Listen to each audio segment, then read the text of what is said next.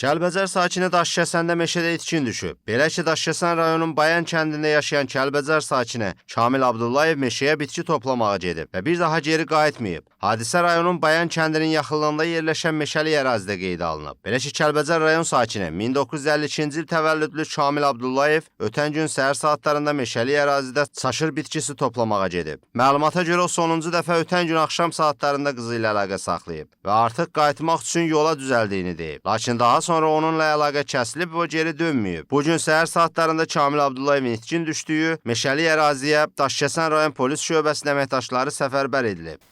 Yoldaşım dünən evdən səhər çıxıb, öz razılığımızla çıxıb və həmişə də 10 ildir oradan çaşırır, yığır, gətirir, biz kənd də bilir, istifadə eləyirik. İşdə əlaqəmiz olubdu, danışır ki, gəlirəm, çaşırlıqdan çıxdım, gəlirəm qızla, telefondadır səsi də.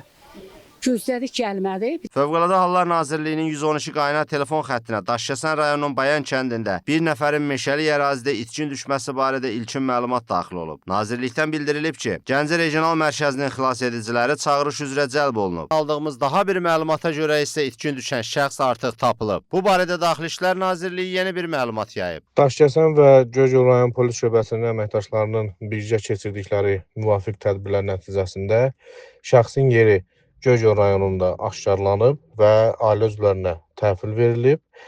Faktla bağlı araşdırmalar davam etdirilir.